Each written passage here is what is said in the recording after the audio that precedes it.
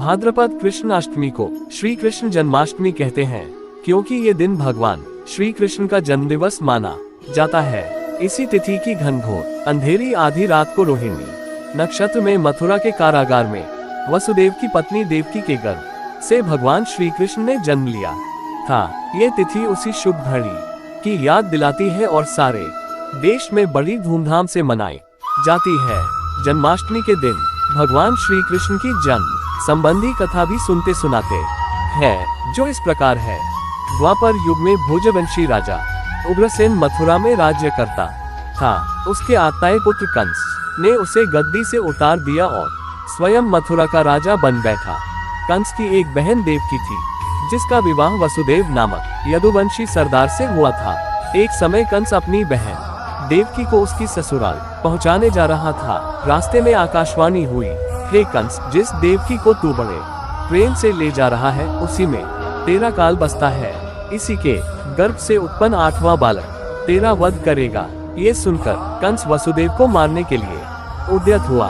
तब देवकी ने उससे विनय पूर्वक कहा, मेरे गर्भ से जो संतान होगी उसे मैं तुम्हारे सामने ला दूंगी। बहनोई को मारने से क्या लाभ है।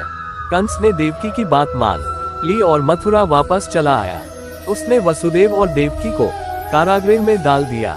वसुदेव देवकी के एक एक करके 7 बच्चे हुए और सातों को जन्म लेते ही कंस ने मार डाला। अब 8वां बच्चा होने वाला था। कारागार में उन पर कड़े पहरे बैठा दिए गए। उसी समय नंद की पत्नी यशोदा को भी बच्चा होने वाला था। उन्होंने वसुदेव देवकी के दुखी जीवन को देख 8वें बच्चे की रक्षा का उपाय रचा।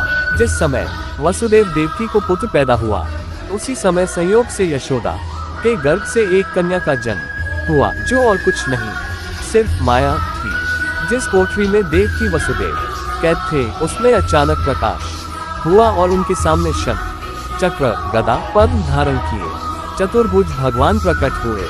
दोनों भगवान के चरणों में गिर पड़े। तब भगवान ने उनसे कहा, अब मैं पुनः नवजात शिशु का रूप धारण कर लेता हूँ। तुम मुझे इसी समय अपने मित्र नंदी के घर वृंदावन में भेज आओ और उनके यहाँ जो कन्या जन्मी है उसे लाकर कंस के हवाले कर दो। इस समय वातावरण अनुकूल नहीं है, फिर भी तुम चिंता न करो।